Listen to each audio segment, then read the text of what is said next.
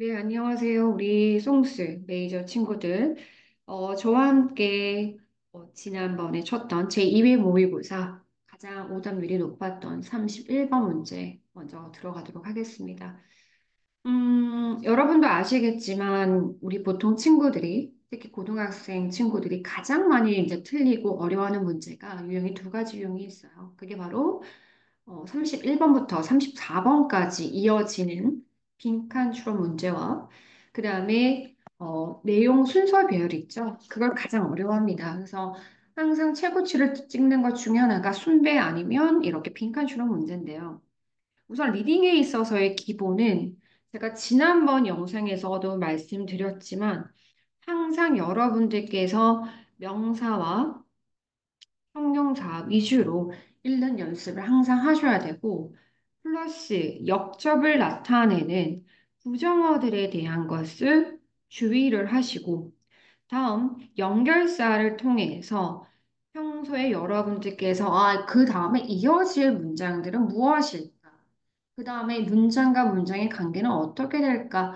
이러한 생각, 사고를 계속 하셔야지만 결국 여러분들의 리딩 자체의 성적이 올라갈 수가 있어요. 그냥 아무 생각 없이 해석하는 친구들은 절대 여러분 문해력 자체가 증가되거나 늘어날 수가 없다라는 이야기예요. 그래서 여러분들이 특히 리딩 하나하나 할 때마다 해석에 그치지 않고 주제를 찾고 그다음 이 문장의 구조가 어떻게 이루어졌는지 그래서 이 답의 힌트가 무엇이었는지를 정확하게 하는 연습을 하셔야 돼요. 대부분의 친구들은 그냥 해석하고 끝나거든요. 그렇기 때문에 대부분의 학생들이 1, 2등급을 못 받는 겁니다. 그래서 남과는 좀 다르게 공부할 줄 아는 방법을 반드시 키우셔야 되고요. 자, 그러면 저와 함께 우선 31번 가장 오답률이 높았던 문제 들어가도록 하겠습니다. 자, 실제로요. 사실 물론 오답률이 높았으나 절대 어려운 지문이 아닙니다. 제가 다음 강의에서 할 바로 삽입 문제는 굉장히 좀 어려워요. 하지만 31번은 여러분들이 이 빈칸의 추론의 특성과 어떤 문제 패턴만 이해하신다면 충분히 풀 수 있는 문제입니다. 그래서 31번 다시 한번 1분 드릴 테니까 쫙 한번 읽어보세요. 자, 스탑 해놓고 1분 됐습니까?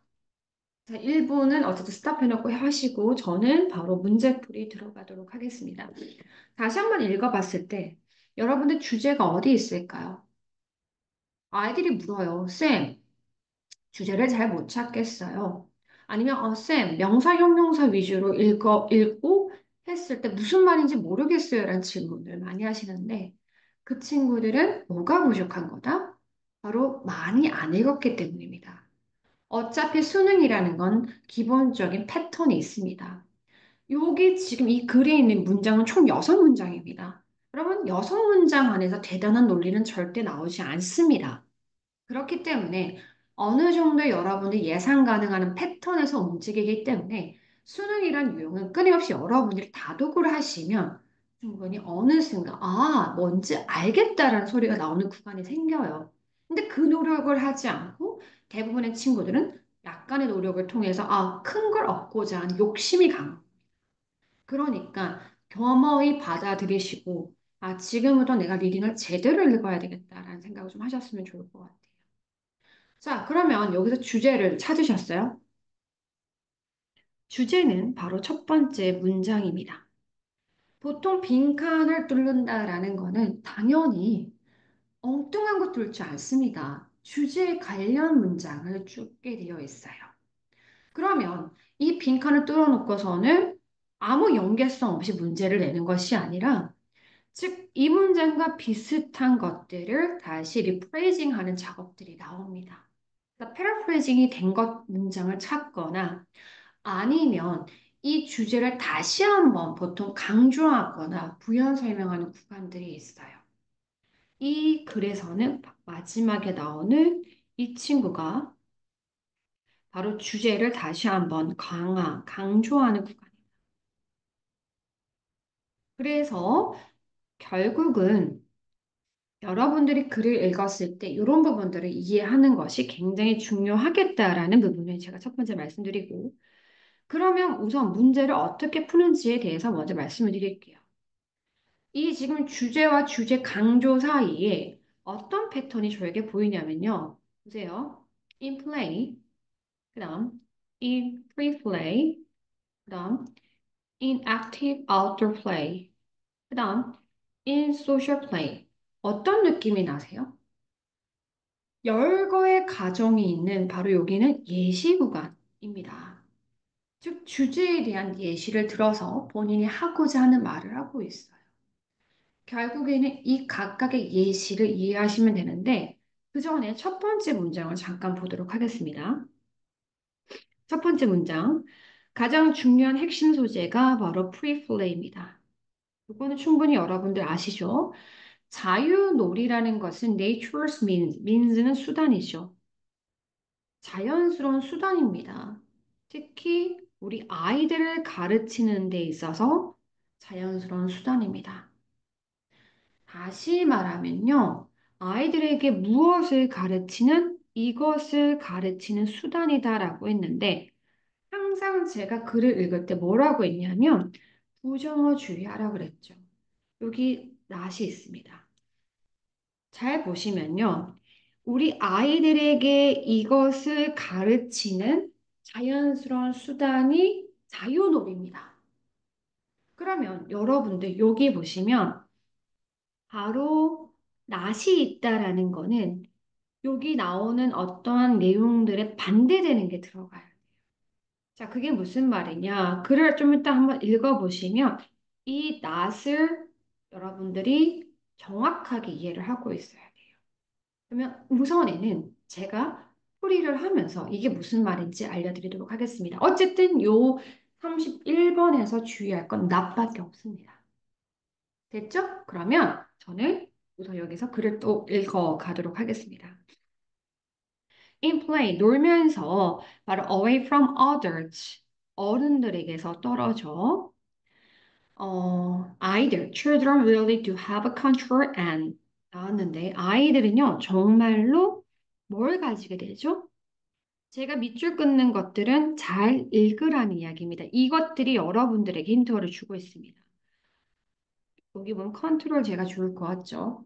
어른들로부터 떨어져서 통제하는 능력을 가지게 되고 can practice, 연습, 즉 asserting it 할 때 이 it이 바로 통제를 뜻하고 있는데 바로 통제를 assert는 발휘하다라는 뜻으로 나옵니다. 여기서 내가 한마디로 통제를 발휘할 수 있는 연습을 하게 해주고 그러니까 어른으로부터 떨어져서 본인 아이들이 자유롭게 놀게 되면 통제력을 가지게 되고 그 통제력을 본인 스스로가 연습하게 된다는 거죠. 마찬가지로 자유놀이에서 children learn to make their own decision. 이거 잘 봐야죠.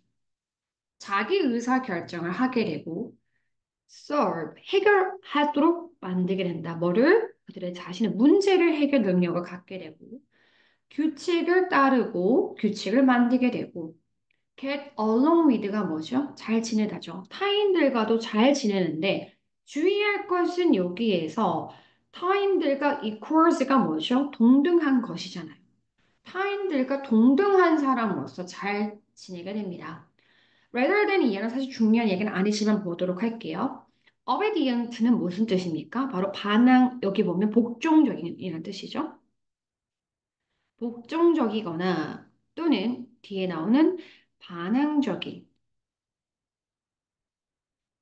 subordinate 아랫사람 한마디로 하급자 이렇게 얘기하면 되겠죠? 그러니까 우리 친구들이 자유놀이를 하면서 본인들이 다른 사람과 지낼 때 본격으로 너와 나는 같다라는 인식을 하고 놀게 된다는 거죠. 그들에게 종속이 되는 게 아니라 굉장히 건강하게 독립적으로 잘 지내는 것들을 보여주고 있습니다. 마찬가지 active, 굉장히 활발한 outdoor play, 야외 놀이에서도 마찬가지예요. 아이들이요, deliberately는 뭔 뜻이죠? 고의적으로. 자, 요걸 들어가기 전에 dose라는 게 있어요. dose는 여기에서 먹이다라는 뜻이에요. 복용하다라는 뜻이거든요, 보통. do의 그 dose, 그거 아니에요. 오해하지 마시고. 그들 자신에게 이것을 먹입니다라는 거예요. 그러면 그들 자신에게 고의적으로 뭘 주고 먹일까요? 일부러 moderate라는 것은 혹시 무슨 뜻인지 알까요, 우리 친구들? 적당한이라는 뜻이죠. 너무 큰 두려움 말고 자신에게 적당한 두려움을 그들 자신에게 일부러 줘요. And they thereby. And 그리고 그들은 그리고 나서 그렇게 함으로써 그 안에서 자신들은 통제력을 배우게 되는 거죠. 나돈니에 벌써 B가 나왔어요. 무슨 뜻이죠? A뿐만 아니라 B도란 뜻이죠. 그래서 그들은 그들의 몸, 신체뿐만 아니라 그들의 두려움에 있어서 잘 통제하는 걸 배우게 됩니다. 뭔지 알겠죠? 일부러 자신에게 적당한 두려움을 주고 그걸 극복한다라는 이야기예요. 그 다음, 사회적 놀이에서도 마찬가지입니다. 우리 아이들은요, negotiate는 뭔 뜻이죠? 교섭하고 뭐 하는 거 서로가 협상하는 거죠. 그러니까 우리 아이들은요, 어른 없이도 잘 협상하고 통제하고 논다라는 거죠. 우리 이걸 뭐라고 생각해요? 여러분? 독립적이다라는 이야기예요. 어른 없이도 우리 아이들은 독립적으로 잘 놀 수 있다라는 이야기를 하는 거예요. 그래서 타인들과 너무나 독립적으로 잘 지내게 되고 다른 사람들을 기쁘게 할 줄 알게 되며 그 다음에 잘 관리하고 overcome, 극복하다죠. 분노, 화를 극복하게 됩니다. 특히 그 분노는 어떤 것일까요? 관계대명사 설명해주고 있죠. arise, 발생하는 이러한 대립으로부터 발생하는 분노를 극복하게 됩니다. 너무 기특하죠? 그래서 우리 아이들은 결국은 이렇게 자유롭게 노는 거에서 자유롭게 놀게 되면 우리 아이들에게 뭐를 가르쳐 준다라는 거죠? 쭉 봤을 때 바로 독립적이다라는 이야기예요.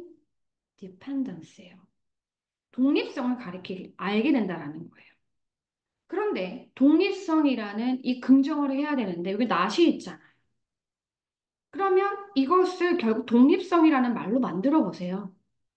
밑에 선지 먼저 내려가도록 하겠습니다. 전혀 말이 안 맞죠. 시끄럽지 않게 된다가 무슨 말이죠? 사회적이지 않게 된다가 아니잖아요. 오히려 사회성 있게 된다 이건데 복잡하지 않게 된다. 이게 뭐예요? helpless는 무기력한이에요. 애들이 무기력하지 않게 됐다라는 건 뭐죠? 독립적이라는 얘기죠. 도망가셔야 됩니다. 그 다음 selective는 선택적이죠. 결국은 여러분들께서 제가 서두에 말씀드렸듯이 그래서 낫에 부정어에 주의를 하시면서 하고자 하는 이야기가 뭔지를 한마디로 정의를 내리신다면 충분히 이 글은 정답이 나옵니다. 그리고요, 마지막에 결론은 주제 강조가 나옵니다. 보시면 주의하셔야죠. 부정어는 자, 이러한 교훈들, 앞에서 교훈들이라는 건 앞에 나왔던 교훈들 전부 다를 뜻합니다. 이런 것들이 가만히 보니 캠에서 배워지는 것이 아닙니다. 뭐를 통해서 배워지는 것이 아니다? verbal means. 어떤 언어적 수단으로 통해서 배우는 게 아니지 않나요? 결국 애들이 여기서 언어를 했나요? 아니죠. 본인이 직접 놀고 경험하면서 알게 되죠. 즉, 그들은 배우게 됩니다. 뭘 통해서입니까? 오직 경험. 그 경험은 뭐죠? 바로 직접 몸소 뛰어서 노는 걸 뜻하고 있죠. 바로 프리플레이가 제공하는 그런 경험을 통해서 우리 아이들은 뭐를 알게 된다고요? 독립성을, 무기력하지 않다라는 걸 알게 됩니다. 그래서 여러분 글을 읽었을 때 수많은 힌트가 있었어요. 자신을 통제할 줄 알고 자신만의 결정, 문제 해결하고 규칙 따르고 자신이 동등한 사람. 그 다음에 이런 두려움을 결국엔 통제하고 극복하고 협상도 하고 화도 극복하고 결국 이런 플레이, 놀이를 통해서 우리 아이들은 자신의 독립성을 배운다는 글입니다. 어렵지 않죠. 그런데 31번을 가장 많이 틀렸다는 이야기입니다. 그래서 아마 학생들이 제가 봤을 때는 이 사람이 약간 부정이 나오면 알러지라고 해야 되나요? 친구들이 많이 틀려요.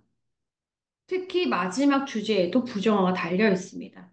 상관 부정어가 나오면 침착하게 좀 대처할 줄 아는 능력도 필요할 것 같아요. 그래서 여러분들 이 글의 주제는요. benefit, 하나의 이점입니다. Free play for children. 아이들이 결국에는 자신이 자유롭게 놀면서 얻게 되는 이점이 뭡니까? 독립성. 나는 무기력하지 않고 나는 할 수 있다. 나는 혼자서 결정할 수 있다. 이런 걸 느끼게 되는 겁니다. 자, 단어에 있어서는 제가 알려드린 단어, 당연히 기본 어휘입니다. 고등에서. 그래서 여러분 좀 철저하게 잘 암기를 부탁드립니다. 자, 오늘 강의는 여기까지입니다.